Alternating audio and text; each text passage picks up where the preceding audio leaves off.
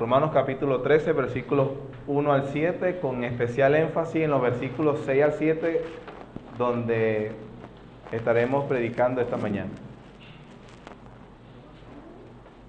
Dice la palabra del Señor: sométase toda persona a las autoridades superiores, porque no hay autoridad sino de parte de Dios, y las que hay por Dios han sido establecidas, de modo que quien se opone a la autoridad, a lo establecido por Dios resiste, y los que resisten acarrean condenación para sí mismos, porque los magistrados no están para infundir temor al que hace el bien, sino al malo. ¿Quieres pues no temer a la autoridad? Haz lo bueno y tendrás alabanza de ella, porque es servidor de Dios para tu bien. Pero si haces versículo 4, perdón. Pero si haces lo malo, teme, porque no en vano lleva la espada, pues es servidor de Dios, vengador para castigar al que hace lo malo. Por lo cual es necesario estarle sujetos, no solamente por razón del castigo, sino también por causa de la conciencia. Pues por esto pagáis también los tributos, porque son servidores de Dios que atienden continuamente a esto mismo. Pagad a todos los que debéis. Al que tributo, tributo. Al que impuesto, impuesto. Al que respeto, respeto. Al que honra, honra.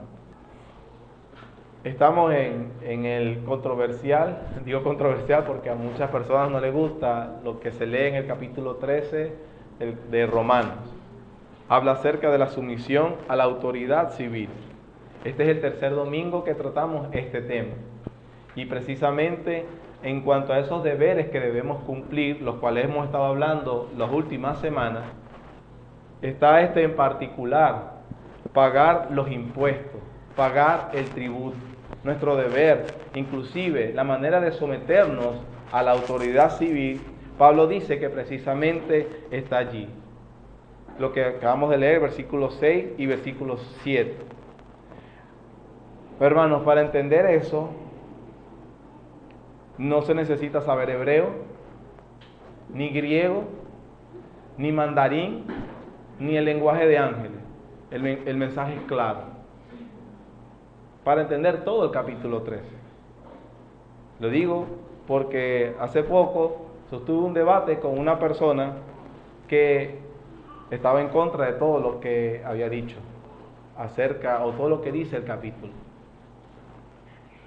Yo supongo que la persona, porque está confundido acerca de lo que dice la palabra de Dios, o ignora, y eso está bien porque somos instruidos y rectificamos nuestra posición. Gracias a Dios no es de esta iglesia, porque si fuera de la iglesia creo que se hubiera ido. Y si se habría ido, oraríamos para que no se vaya, pero no lo detendríamos. Porque si es por ignorancia, si es por confusión,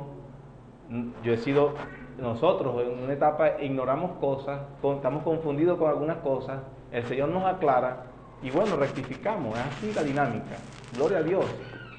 Pero si una vez explicado, bien claro, se nos coloca y aún así no queremos admitir, la palabra de Dios, no yo, dice que una persona así no puede ser llamada cristiana, porque es un desobediente abierto.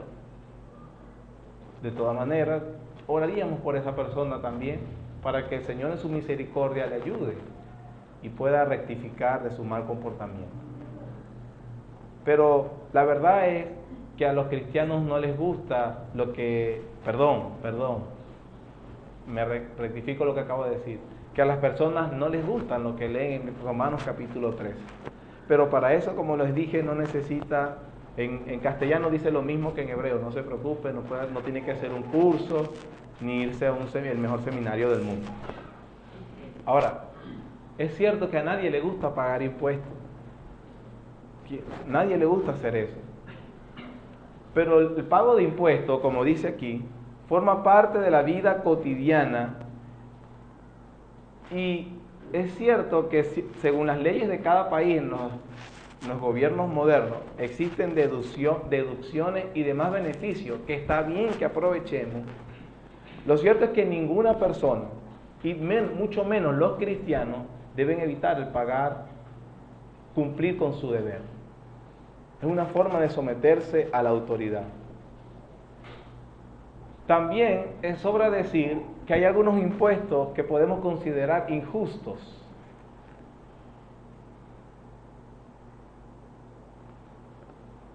Y las personas esgrimen muchas razones por las cuales se rehúsan a cumplir con su deber. Una de las más típicas es, aquí y en cualquier país, no estoy hablando, me estoy refiriendo a este país, pero una de las más típicas es, yo no voy a financiar el robo que tienen los corruptos. Entonces, para que se estén robando la plata, pues yo prefiero gastarla en lo que es bueno. Entonces no hago el pago del impuesto. Una cosa que un cristiano no puede pensar así, ni actuar así. Viva usted en Venezuela, viva en Cuba, viva en China o viva en Estados Unidos. Son los países más referentes, ¿verdad?, con respecto a la relación de Estado-ciudadano. Otra es, yo no voy a financiar las políticas que precisamente nos tienen como estamos. ¿De dónde saca el recurso el Estado? Por supuesto, de los impuestos, de lo que recoge de los ciudadanos. Entonces, como yo estoy en contra de las políticas que hacen, yo no les voy a dar mi dinero, y no deberíamos darle el dinero a que hagan las cosas que precisamente nos tienen tan mal. Eso también es una actitud incorrecta.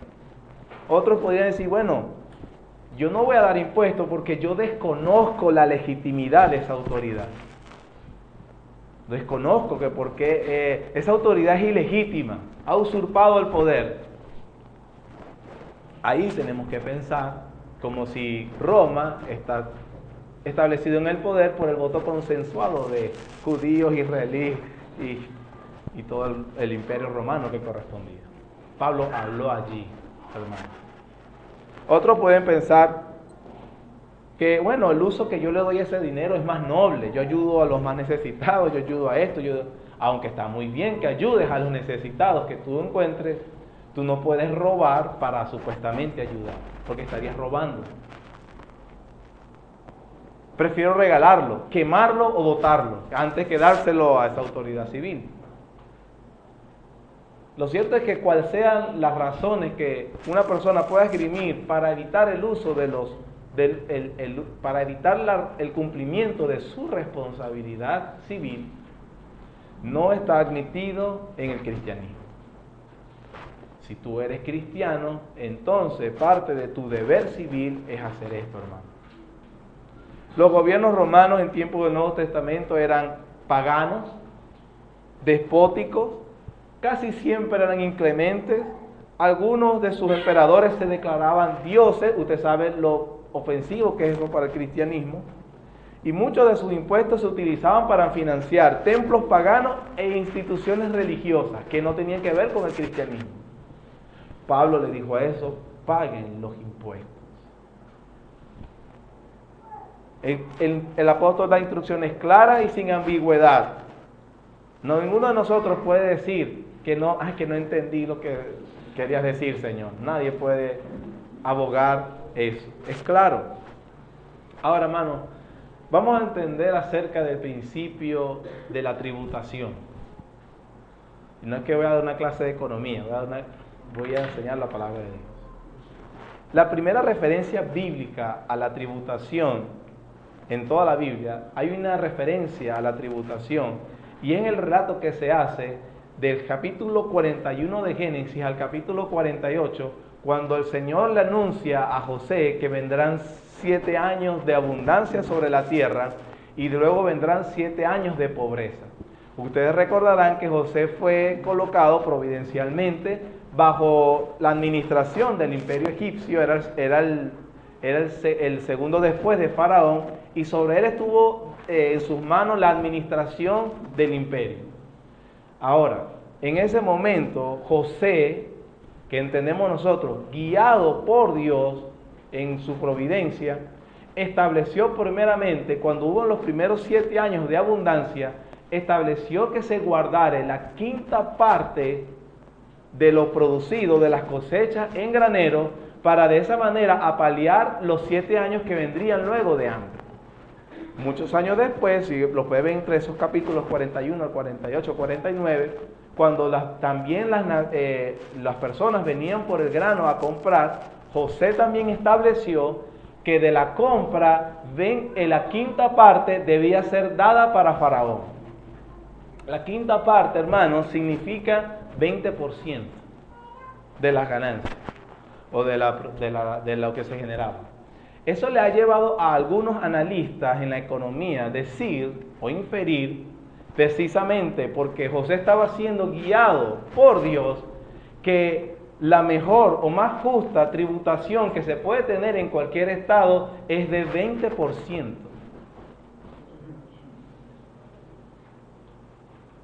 ¿Cuánto se paga en Venezuela, hermano? 12%, ¿verdad? Y si es persona natural, 10. 12% para el comerciante, si es persona natural, 10. Eso significa, para nuestro caso venezolano, que cuando nosotros nos toque pagar el impuesto, entienda por lo menos que divinamente debería ser 20%, y cuando tú lo pagas aquí, es una misericordia de Dios.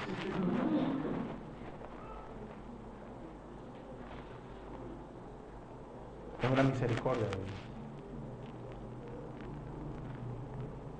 No solamente la Biblia se habla de esa tasación allá en el caso de Egipto, pero así como nos han estado enseñando tan bien en la escuela dominical, vemos que el Señor instituyó unas leyes para que el pueblo de Israel viviera según ellas.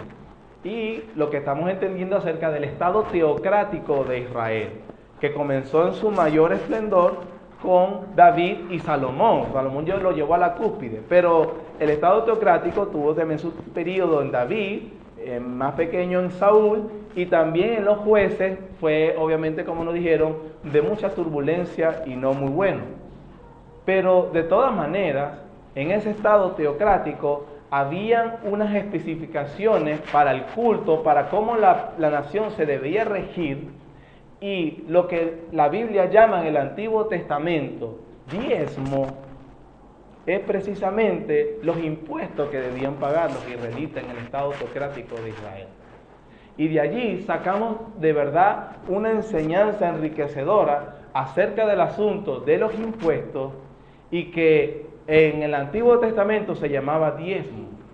Ahora aquí vamos a matar dos pájaros de un solo tiro, porque una de las preguntas que más hacen cada vez que alguien quiere saber algo de la Biblia, yo diría que es el primer tema, y si no el segundo, es: mira, hábleme de los diezmos. Bueno, el tema de hoy es acerca de los impuestos, pero usted va a ver que en el estado teocrático al impuesto, lo que nosotros llamamos impuesto, era diezmo. Ahora, bueno, el diezmo hay que pagar el diezmo. En Israel, hermano, Dios estableció, una vez más, instituido divinamente, 6 diezmos, era lo que se daba. No se daba uno, como muchos cristianos, lamentablemente, algunos confundidos y otros ignorantes de lo que dice la Biblia, lo digo en el buen sentido, no manejan bien lo que es acerca de la finanza. Pero hablando del impuesto, e inclusive en el estado teocrático, para que alguien no vaya a decir: es que esa broma de los impuestos es del diablo, no, porque no, tengo que estar financiando ese gobierno o ese imperio. Ni los judíos lo pudieron hacer, ni los cristianos con Roma en aquel momento. Quiero decirle que en el mejor gobierno del mundo, que en este era el estado teocrático, existía también el impuesto, el tributo, en este caso el diezmo. Entonces vamos a ver eran 4 diezmos directos y 2 indirectos. El primero era, por ejemplo, era un diezmo que se estableció en el libro de Levítico. En Romanos lo vamos a tener allí, pero vamos a hacer un panorama general acerca del diezmo y la tributación en Israel. El primer diezmo que tenían que tener los israelitas está en el Levítico capítulo 27. Busque Levítico capítulo 27 y Números capítulo 18. Levítico capítulo 27 y Números capítulo 18. Dice la palabra de Dios en Levíticos capítulo 27, versículo 30, dice: y el diezmo de la tierra, así de la simiente de la tierra, como del fruto de los árboles, de Jehová es.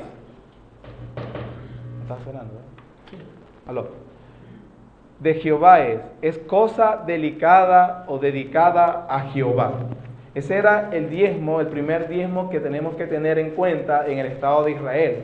Este diezmo que se daba, que acabamos de mencionar, era exclusivo para la tribu de Leví. La tribu de Leví, como nos explicó el pastor David, de las 12 tribus de Israel, solo una no tuvo repartición de tierra en la época de los jueces y en la época de Josué, no tuvo repartición de tierra. La heredad que Dios le había dado a la tribu de Leví era precisamente este diezmo que estamos hablando. En Números capítulo 18, versículos 21 al 24, dice lo siguiente: y aquí yo he dado a los hijos de Leví todos los diezmos en Israel por heredad, por su ministerio, por cuanto ellos sirven en el ministerio del tabernáculo de reunión. Y no se acercarán más los hijos de Israel al tabernáculo de reunión, para que no lleven pecado por el cual mueran.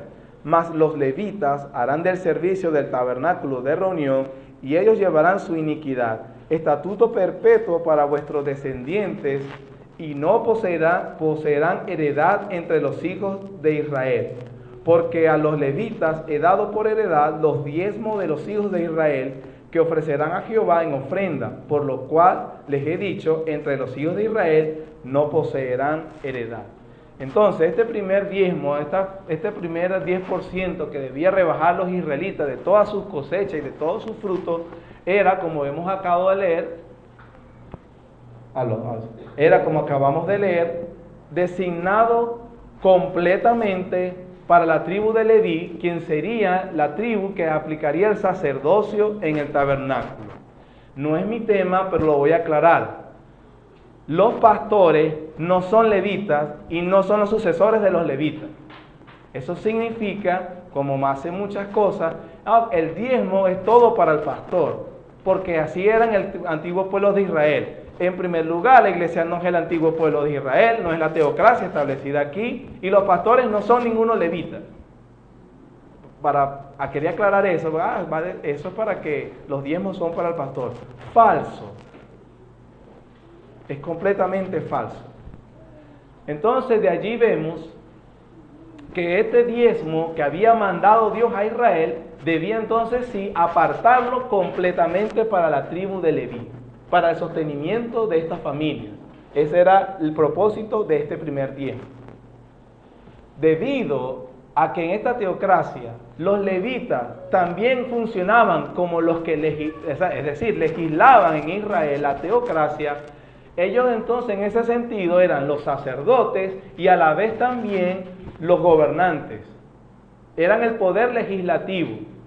Eso significa que este diezmo sustentaba al Estado teocrático de Israel. ¿Amén? Así es. Bueno, existía también un segundo diezmo. Este diezmo lo podemos encontrar, era un diezmo anual de las festividades. Se empleaba este diezmo para los sacrificios, el funcionamiento del tabernáculo. En este tiempo acuérdense, no fue sino hasta Salomón que hubo un templo. Pero mientras estaba el tabernáculo como el símbolo de la reunión y de la presencia de Dios, este diezmo era completamente para el uso, el funcionamiento del tabernáculo, luego para el funcionamiento del templo también, cuando el templo se construyó. Ese está ubicado en Deuteronomio capítulo 12.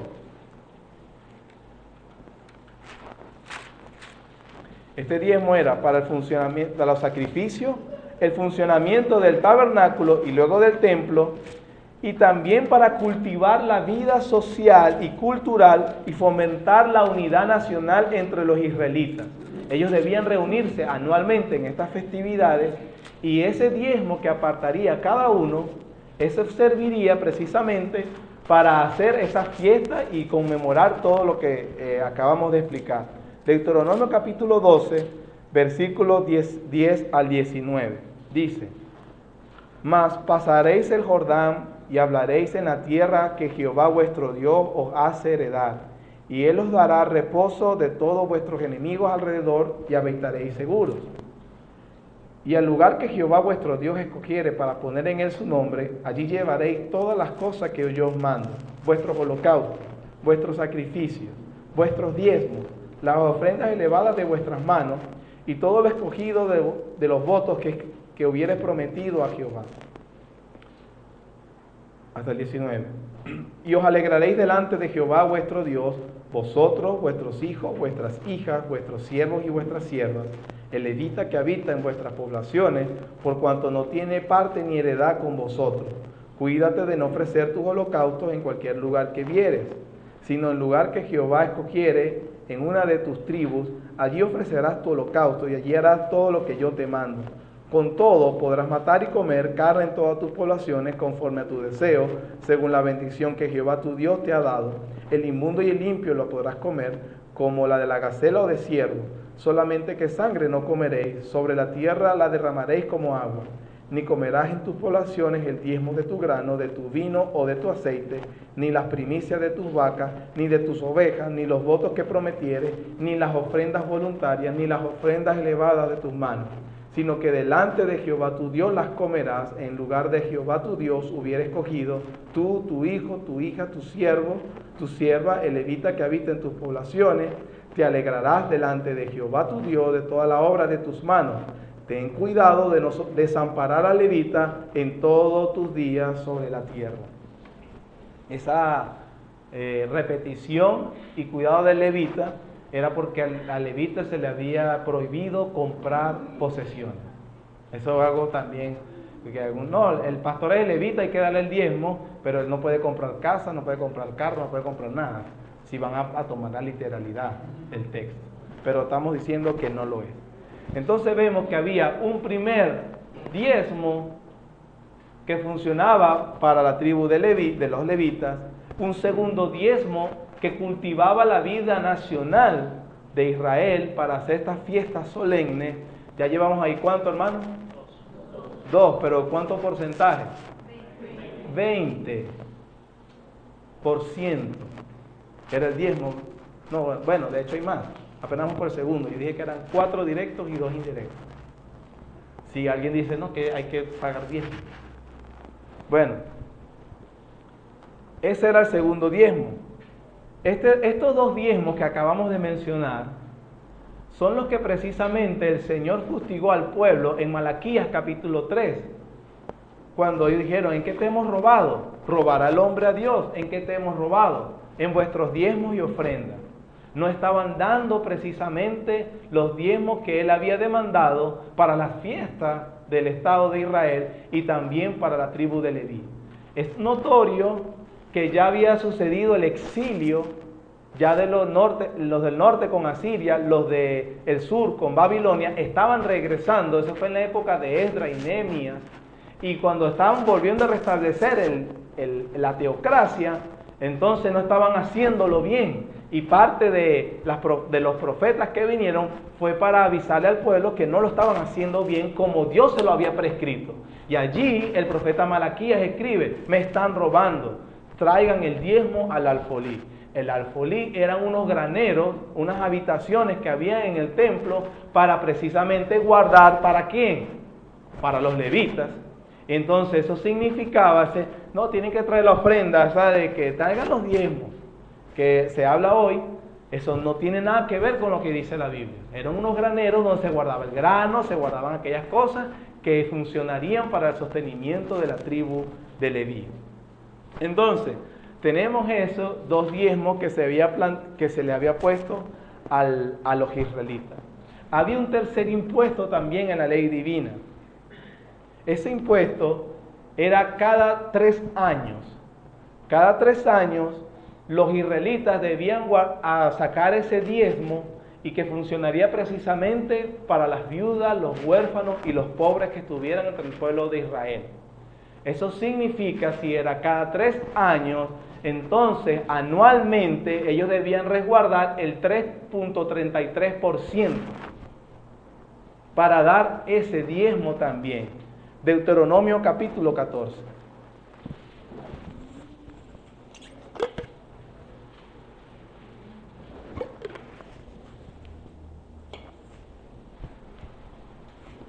Deuteronomio capítulo 14, versículos 28 y 29.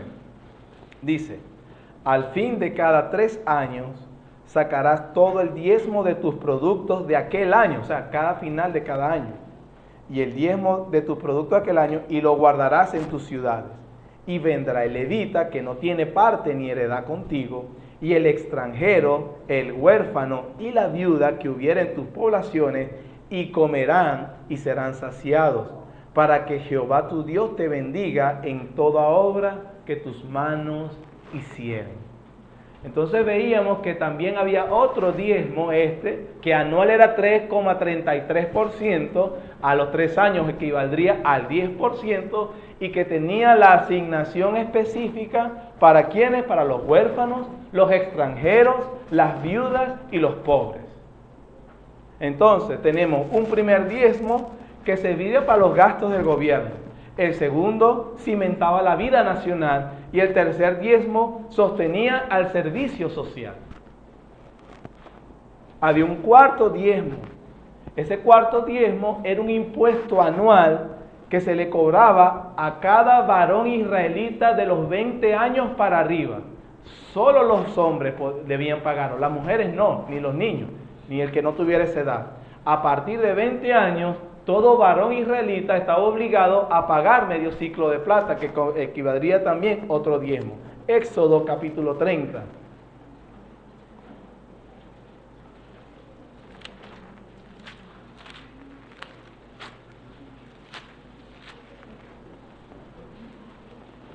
Versículo 11 al 16.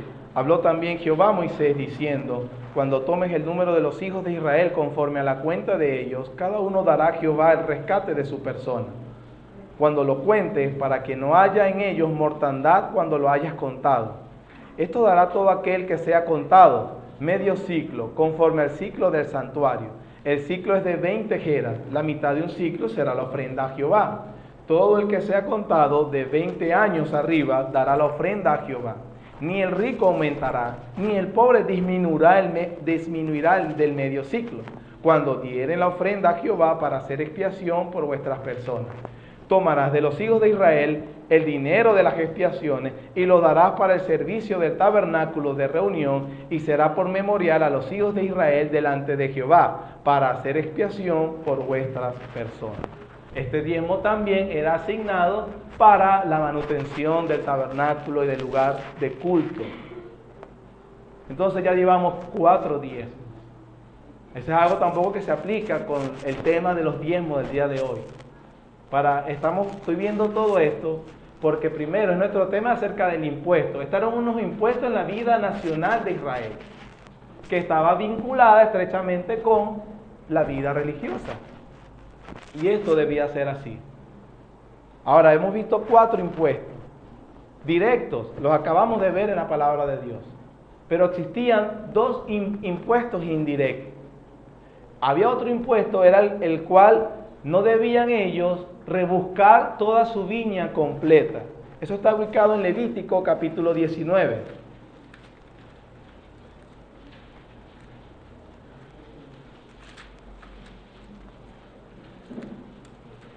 Levítico capítulo 19, versículo 10. Y no rebuscarás tu viña, ni recogerás el fruto caído de tu viña, para el pobre y para el extranjero lo dejarás, yo Jehová vuestro Dios. Ese era otro impuesto indirecto, que lo que dice rebuscar era que no vas a cosechar hasta el último rincón, sino que ibas a dejar un 10% de tu cosecha. El pueblo era agricultor, era su sostenimiento económico, y ellos no debían cosecharlo completo, sino dejar ese 10% para quienes, los pobres y los extranjeros. Aparte de los otros diezmos, que también algunos eran dirigidos para el pobre y para el extranjero. También cuando ellos se le caían a los segadores alguno de los productos, no debían ir a recogerlo. debían dejarlo. Entonces es posible que dentro de las viñas y de las heredades habían pobres esperando que se le cayera la cosa al hombre, porque de allí iba a comer. Y de todas maneras, al final de la cosecha había un porcentaje que era para ellos. En ese sentido era indirecto, porque él no lo iba, obviamente el dueño de la heredad no podía comercializar con ese producto. Y había un segundo impuesto indirecto, y yo podría decir hasta un tercero, eso lo vamos a ver ahorita. ¿En qué consistía? Está en Levítico capítulo 25 también, versículos 3 al 7.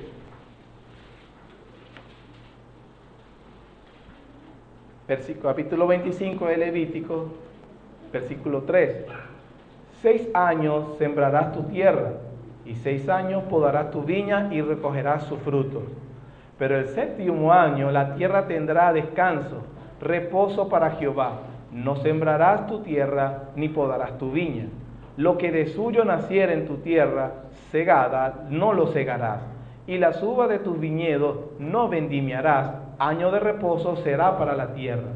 Mas el descanso de la tierra te dará para comer a ti, a tu siervo, a tu sierva, a tu criado y a tu extranjero que morare contigo, y a tu animal y a la bestia que hubiere en tu tierra. Será todo el fruto de ella para comer. Significa, hermanos, miren cómo Dios había legislado las cosas más detalladas para su pueblo. Bueno, la palabra de Dios legisla todo, hermanos, todo para su pueblo. En el Nuevo Testamento es exactamente igual. Entonces, 6 años trabajaban, el 7º no debían trabajar y lo debían dejar para los pobres y para los animales, porque dice la Biblia que se habría fruto espontáneo. O sea, Dios haría que también cosechara, pero ellos no debían trabajar los que tenían su heredad. Y había otro indirecto, que también lo vemos en el resto del capítulo, que era el año del jubileo. Era el año 50. ¿Qué pasaba en el año 50? Y también esto es algo importante para hablar de la economía de un país. Dios no había dejado para los israelitas que fueran pobres en el sentido económico. Habían heredad y ellos iban a comercializar, y Dios los bendeciría siempre y cuando ellos hicieran con sus activos lo que Dios les había impuesto. Pero en medio de eso, como nos han explicado, el pecado siempre, había uno que otro israelita que se gastaba el dinero, que caía en bancarrota, que administró mal simplemente. Bueno, esto es importante porque si había caído en bancarrota, habían leyes para venderse como esclavo. Si no tenía para pagar, o si se habían puesto a robar, que le habían quitado sus posesiones, entonces él podía venderse como esclavo. Y en el año del jubileo, en el año 7º, de hecho, él podía, era la obligación, si alguien se me había vendido como esclavo, que yo tenía que liberarlo en ese momento. En primer lugar, no tenía que ser esclavo siempre. En segundo lugar, Dios le proveía un medio para que saliera de la pobreza, ya que Israel no podía comercializar en ese 7º año, y el 7º año toda la cosecha era para ¿quiénes? Entonces el pobre podía agarrar y empezar a comercializar, era el año perfecto, y de ahí él, ¿qué hacía? Volvía a agarrar otro capital y dejar de ser pobre. Algunos no dejaban de serlo. La pobreza no es la explotación siempre de los más poderosos, como a veces nos quieren decir. Es la irresponsabilidad y la falta de diligencia, en muchos casos. Pero eso tenemos que tener cuidado acerca de las miserias y las pobrezas de las sociedades. Pero aquí también hay otro detalle. A veces una familia no hacía correctamente, entonces venía y yo le vendía a otro israelita mi heredad, mi pedazo de tierra, mi hacienda, mis viñas, yo las vendía y los perdí. No pude pagarle y los perdí, porque fui muy mal administrador. Eso hacía obviamente que el que compraba se enriquecía y tenía más viñas. Y como buen administrador, imagínense la producción que tenía. El año del jubileo, el año 50, obligaba a todos los israelitas a devolver la tierra a quien era anteriormente, a la familia que pertenecía. Esto también daba una garantía de que si esta persona produjo esas viñas por 50 años, se enriqueció y eran viñas productivas, de manera que a mi descendencia, tal vez en 50 años, obviamente yo no lo iba a disfrutar. Yo moría pobre consecuencia de mis errores y pecados. Pero a mi descendencia en el año 50 les darían de nuevo las viñas. Productivas ya. Y de esta manera se garantizaba que Israel mantuviera un estatus, una vida santa y en ese aspecto económicamente sustentable y poderoso. Israel perdió todas esas bendiciones. Ahora, lo bueno que ¿para qué estoy diciendo todo esto, verdad? ¿Cuál es nuestro tema? Israel debía pagar 6 impuestos. Lo que correspondería anual o correspondía a los ingresos, hermano, aproximadamente 24%. ¿Cuánto hacía José en Egipto? Nos confirma entonces que el impuesto, la tributación más justa, podría ser entonces, porque fue impuesta divinamente, alrededor de 24%, 20%. ¿Cuánto se paga en Venezuela, hermano? Dele gracias a Dios cuando pague impuestos. Hace unos meses, estaba viendo un reportaje, de verdad no me recuerdo si era Nueva Zelanda o Noruega, que la tributación es de 28% sobre los ingresos de los habitantes. 28%. El reportaje también decía que las personas lo hacían feliz porque todos los servicios públicos funcionaban perfectamente. Es una cosa que los países latinoamericanos no sabemos, porque no es un caso solo venezolano, los venezolanos también lo sabemos. Pero independientemente de eso, hermano, ya sea que sean y trabajen y los recursos sean usados para la perfección como estos países europeos, o no sean tan eficazmente usados como es la experiencia latinoamericana, el deber cristiano es pagar su impuesto. Amén. Y eso es así, hermano, sea Nicolás Maduro el presidente, sean los cristianos que estén en Cuba con la familia Castro, y sean los cristianos que viven en Norteamérica con Donald Trump ahorita. Los cristianos están obligados a honrar a su autoridad civil, a honrar a Dios, pagando su impuesto. Como bien sabemos, en la teocracia, luego que cae, y algunos reyes, lamentablemente, abusaron de este sistema, inclusive, detallado, perfecto, divinamente inspirado. ¿Qué debían hacer? Lamentablemente, no se sujetaron a la ley de Dios, cosa que se le había mandado a los reyes hacerlo. Salomón fue uno de los primeros que violó ese principio.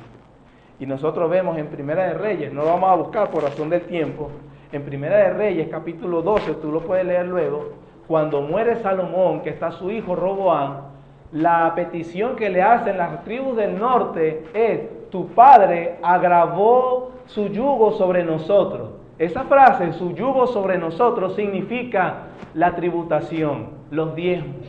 Salomón, obviamente, no era conforme a la ley de Dios, porque la respuesta tenía que ser: no, pero eso es lo que mandó Dios. Y obviamente el escritor hubiese dicho, pero Israel estaba mal. No, sino que aparte de toda esta tributación específica que se les dio al Estado de Israel, aparentemente Salomón no la obedeció, sino que impuso más. Es una de las razones también que Salomón se enriqueció muchísimo. Y debido a que cuando su hijo Roboam consultó a sus asesores, que en estos casos fueron los jóvenes, dijo: mi dedo más flaco es más gordo que los lomos de mi papá. No solamente le voy a mantener el impuesto así, sino que lo voy a poner peor. Y por esa mala administración tributaria, Israel se rompe como nación. Entonces, es un aspecto religioso muy ligado a lo político, muy ligado. Esa es la historia del pueblo de Israel. Cuando después de los 70 años del exilio y regresan de la cautividad, recuerden que los persas permiten que Israel establezca inclusive su culto. Le dejaban que tuviera gobernantes, siempre y cuando pagara el impuesto al rey vasallo. Ellos eran una nación menor. Y en Nehemías capítulo 5, versículos 1 al 6, vemos que el pueblo estaba sufriendo porque dice, hemos alquilado nuestras viñas, hemos alquilado nuestras posesiones, todo para el tributo del rey, y no nos está quedando casi nada. Hermano, la Biblia está más actualizada que el periódico de mañana.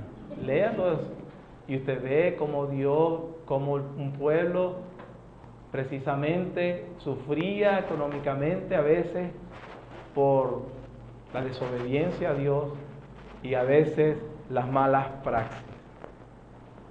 Israel no pudo establecer de nuevo este sistema tributario, porque después cayeron de nuevo por Grecia, y entonces entramos en la historia del tiempo en Roma. Roma los está gobernando. Hermano, aquí viene el Señor Jesucristo. ¿Es lícito pagarle impuesto al César?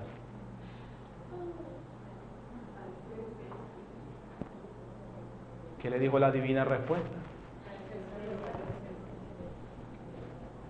Pero hay otro acontecimiento bastante interesante, hermano. Mateo capítulo 17.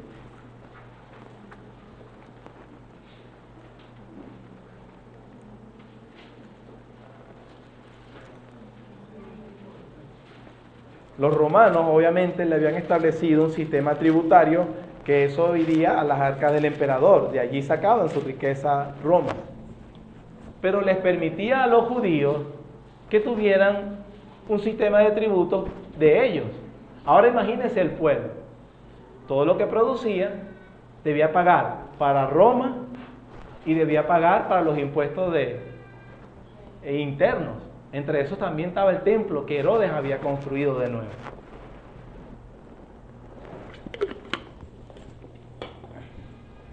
Mateo capítulo 17, versículo 24 al 27.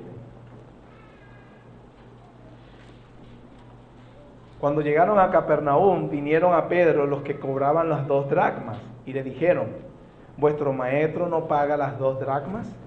Él dijo, sí. Y al entrar en la casa, Jesús le habló primero diciendo, ¿qué te parece, Simón? Los reyes de la tierra, ¿de quienes cobran los tributos o los impuestos? ¿De sus hijos o de los extraños? Pedro le respondió, de los extraños. Jesús le dijo, luego los hijos están exentos, ¿verdad? Versículo 27, hermano, mira la respuesta. Sin embargo, para no ofenderles, ve al mar y echa el anzuelo y el primer pez que saques, tómalo. Y al abrirle la boca hallarás un estatero. Tómalo, dáselo por mí y por ti.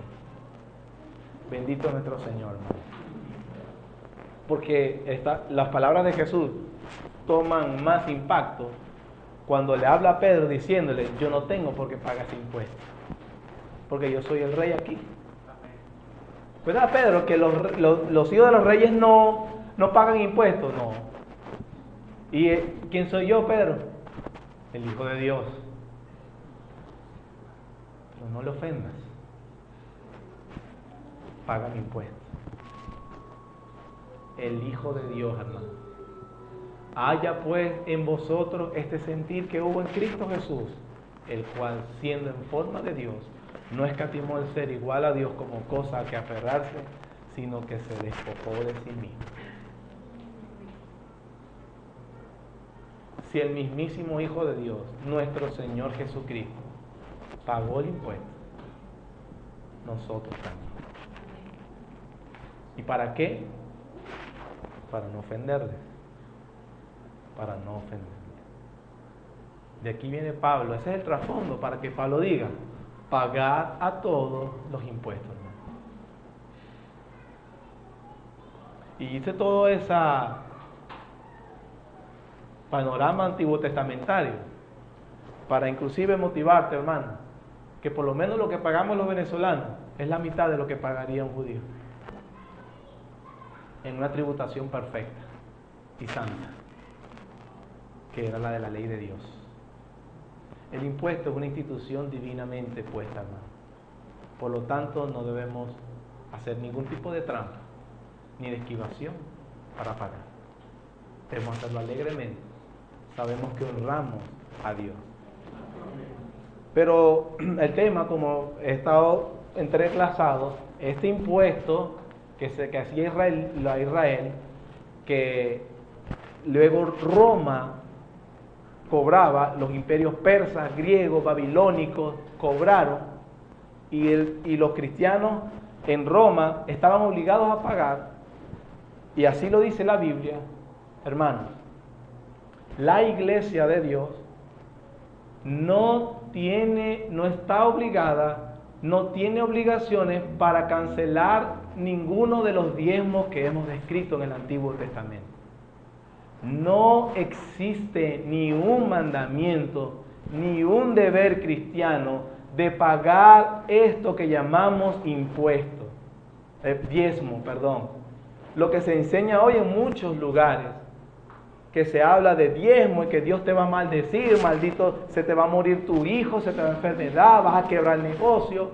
Hermanos, esa es la información en primer lugar de alguien que no conoce la Biblia. Eso es malo, eso obviamente una persona que está descalificada para ser pastor, no es un pastor de Dios, puede hacerlo por ignorancia y puede aprender y gloria a Dios y rectificará. O es un ladrón con L mayúscula, por lo cual menos se le debe seguir. Pero la razón no es porque yo no le voy a dar plata, no, la razón es porque la Biblia no lo exige. Pero el impuesto, que era lo mismo que están obligados los israelitas, sí es obligación, sí lo es a los cristianos de hoy a pagárselo al gobierno, sea cual sea sea las políticas que tengan, sea la ultraizquierda más fuerte o sea la ultraderecha que gobierne, nosotros como cristianos debemos pagar el impuesto que impongan. Esa es la enseñanza bíblica. Pero hablando de diezmo, entonces los cristianos con respecto al reino de Dios no debemos dar nada. Bueno, déjeme decirle que la Biblia sí dice, la Biblia regula todo, lo dije al principio. Y aquí hoy en día también la Biblia regula, hermanos, escúcheme bien, regula la cantidad y regula la motivación también. Dos pasajes, o varios pasajes nos pueden ayudar. 1 Corintios capítulo 16, nos dice la cantidad que nosotros debemos ofrendar en nuestras iglesias.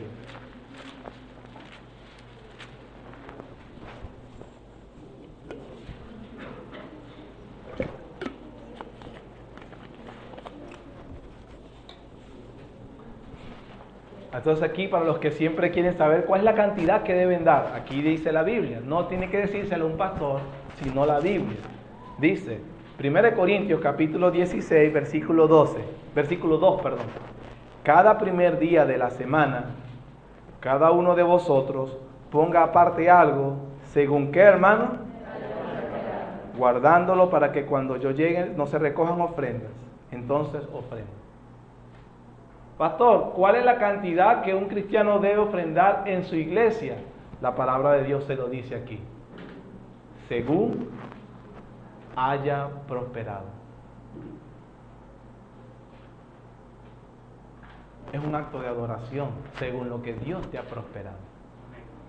¿Prosperaste poco? Da poco.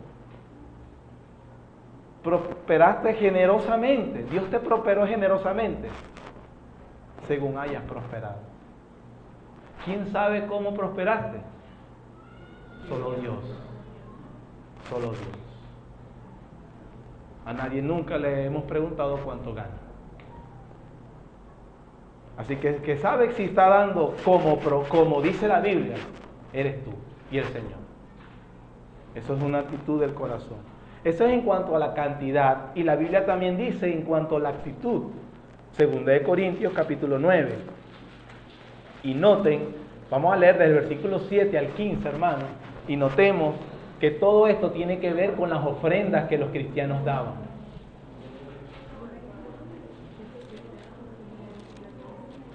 Segunda carta a los Corintios, capítulo 9, versículos 7 al 15, se nos habla de la actitud como el cristiano debe ofrendar. Cada uno de cómo propuso en su corazón, no con tristeza, ni por necesidad, porque Dios ama al dador alegre, y poderoso es Dios para hacer que abunde en vosotros toda gracia, a fin de que, teniendo siempre todas las cosas, todo lo suficiente, abundéis para con toda buena obra. Como está escrito, repartió, dio a los pobres, su justicia permanece para siempre. Y el que da semilla al que siembra y pan al que come, proveerá y multiplicará vuestra sementera y aumentará los frutos de vuestra justicia, para que estéis enriquecidos en todo para toda liberalidad, la cual produce por medio de nosotros acción de gracias a Dios. Porque la administración de este servicio, eso habla de la ofrenda, no solamente suple lo que a los santos falta, sino que también abunda en muchas acciones de gracias a Dios. Pues por la experiencia de esta administración, glorifican a Dios por la obediencia que profesáis, ¿a quién? Al Evangelio de Cristo. Y por la liberalidad de vuestra contribución para ellos y para todos. Asimismo, en la oración de ellos, por vosotros, a quienes aman a causa de la superabundante gracia de Dios en vosotros. Gracias a Dios por su don inefable. Todo eso, lo que dice gracia, la gracia, todo eso es ofrenda. Y Dios bendecía la contribución con el Evangelio, hermano. Con el Evangelio. De manera que si usted puede hablar o tener que hay una persona o un ministerio donde se está predicando correctamente el Evangelio, es menester cristiano apoyar eso. Donde no lo haya, no lo apoye. No lo apoye. Todo se centra en que hay una expansión verdadera del Evangelio de Dios. Y así, a la final, el compromiso es con el Evangelio, no con ninguna persona. Y dice la Biblia, todo eso fue como se propuso en el corazón por el entendimiento que se tenía del Evangelio. Esto no es para que no me mate Dios a mis hijos, para que no me los enfermen, para que no quiebre yo el negocio, para que no se me queme el carro. No. No damos para ganar nada de Dios. Dios nos dio todo. Su don inefable es Jesucristo. Amén. Señor, lo hago porque te agradezco, porque te adoro. Y no por otra razón. No por otra razón. Eso fue exactamente lo que dijo Pablo en Filipenses capítulo 4.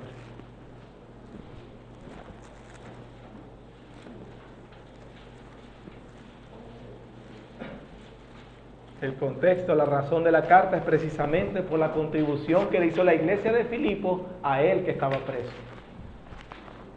Capítulo 4, versículos 10 al 20.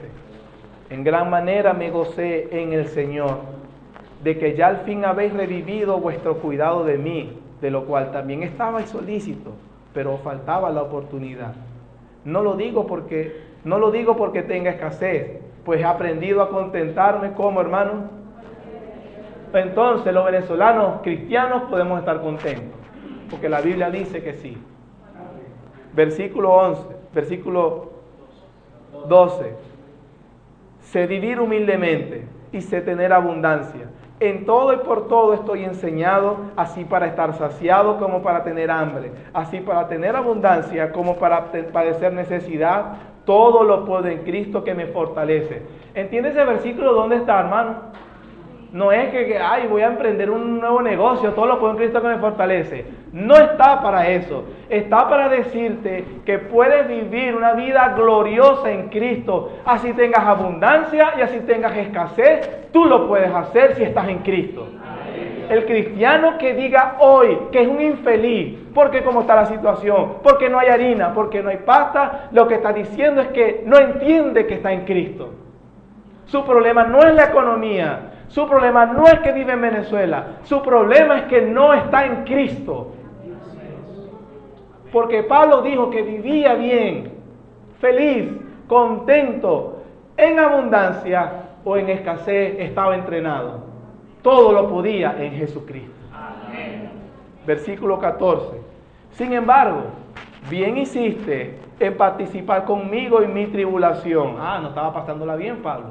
Bien hiciste en participar conmigo en mi tribulación. Y sabéis también vosotros, oh filipenses, que al principio de la predicación del Evangelio, cuando partí de Macedonia, ninguna iglesia participó conmigo en razón de dar y recibir, sino vosotros solos. Pues aún a Tesalónica me enviaste una y otra vez para mis necesidades. No es que busque dádiva, sino que busco fruto que abunde en vuestra cuenta. Pero todo lo he recibido, tengo abundancia, estoy lleno, habiendo recibido de Epafrodito lo que enviaste. Esa ofrenda que era, hermano, olor fragante, sacrificio acepto, agradable a Dios. Esa es la actitud del cristiano. Versículo 19, mi Dios pues suplirá todo lo que os falta, conforme a sus riquezas en gloria en Cristo Jesús. Al Dios y Padre nuestro sea gloria por los siglos de los siglos. Amén. Todos los cristianos ahorita en Venezuela, yo sé porque el testimonio lo he experimentado con varias familias. Cuando, por ejemplo, llega una ofrenda generosa que hiciste a otro hermano, ya sea que nosotros hayamos sido los medios para llevarla, yo he visto las lágrimas de la gente. Porque llegaba una situación donde no había comida. La cesta que se da mensual, hermano, ha bendecido a familias como quizás tú no tienes idea. Pero es un olor fragante a Dios, un sacrificio acepto. Agrada a Dios que los cristianos se ayuden. Se ayuden. Lo hacemos por amor a nuestro Señor, para el avance del Evangelio. Esa es la razón. No nos queda tiempo. Lo voy a decir para que lo anote y tú puedas verlo, hermano. Porque el impuesto, como estamos hablando, para las autoridades civiles, era el financiamiento que Dios estableció para que ellos cumplan su deber. Su deber. Ahora la Biblia da serias exhortaciones a las autoridades civiles cuáles son sus deberes. En Jeremías 22, versículos 13 al 17, Isaías capítulo 10, versículos 1 al 2, y Amós 4, versículos 1 al 3. Son exhortaciones durísimas de parte de Dios a través de sus profetas, demandando de la autoridad civil que estaba en ese momento que hicieran justicia. Ahora, en Amós se dice que el juicio de Dios vino y los castigó con los babilónicos precisamente porque en la autoridad civil no cumplía su deber. ¿Qué es lo que te quiero decir, mi estimado hermano? Que debemos dar impuestos, porque es una obediencia a Dios. Ese es el recurso que Dios estableció para que la autoridad civil cumpla su vocación divina. Pero resulta que a veces la autoridad civil no cumple su vocación divina. Dios dice, yo los voy a juzgar. Bendito es Dios, hermano. Mientras tanto, ustedes honren. Pero Jeremías 22, 13 al 17, Isaías 10, 1 al 2, el de Isaías es emblemático. Dice, ay de los que hacen leyes que no juzgan bien a los pueblos. Son profecías imprecatorias para la autoridad civil, se está refiriendo a la autoridad civil. Ay de los que se aprovechan de mi pueblo. En Amós construyen casas engordadas, las hacen de ventanas, hacen casas de verano. Las esposas son unas vacas gordas de Basán. Yo las voy a sacar con garfio, y las juzgaré. El robo, la corrupción, las injusticias, todas esas cosas que nosotros podamos esperar o sufrimos de cualquiera que sea la autoridad civil donde vivamos o donde estemos. Tal vez nosotros no tenemos la capacidad de de refrenar eso. En paz, más bien nos dice que paguemos el impuesto. Pero Dios sí va a juzgar, hermano. A Dios no se le pasa. Hermano, a Dios no se le pasa lo que está pasando en nuestro país. Sea la autoridad civil establecida quien es culpable de todo esto, y sea los autores de la guerra económica,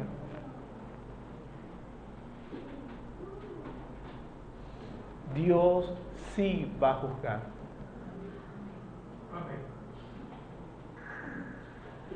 Sí va a juzgar.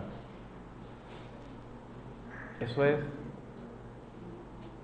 consolador para nosotros. Él no se le ha pasado esta situación. Mientras tanto, sométase toda persona a las autoridades superiores. Amén. Nuestro buen Señor y Padre Celestial, gracias, Padre, por tu bendita palabra, por tu gobierno en la tierra, Señor. Tú gobiernas regiamente, Señor. Él eres el Altísimo. Gobiernas en el cielo y gobiernas en la tierra. No hay nada, Señor, que escape de tus manos. No hay nada, Señor, que se haga que tú no hayas permitido. Entonces, Señor, ayúdanos. La pobreza en la que estamos viviendo en nuestro país, la miseria que se ve, Señor, es dolorosa. Y de alguna manera, Señor, obviamente esto no es para mirar lo culpable al otro, sino cada quien también lamentarse de su pecado. Nosotros, Señor, debemos lamentar nuestro pecado y como diariamente pecamos. Pero ayúdanos, Señor, a través de la consolación y la instrucción de tu palabra, que nos consuela, Señor, y nos vivifica a seguir viviendo nuestro peregrinaje acá en nuestro país, a los que todavía seguimos viviendo aquí, Señor. Pero entender que nuestros deberes, Señor, están más allá de la eficacia, moralidad o condiciones de otra autoridad civil. Permítenos reflejar la luz de tu evangelio, Señor, en todo momento, en nuestro comportamiento, para que seamos hijos de luz y te glorifiquemos siempre. Gracias, Padre. Sella tu palabra en nuestro corazón. En el nombre de Jesús. Amén. Amén.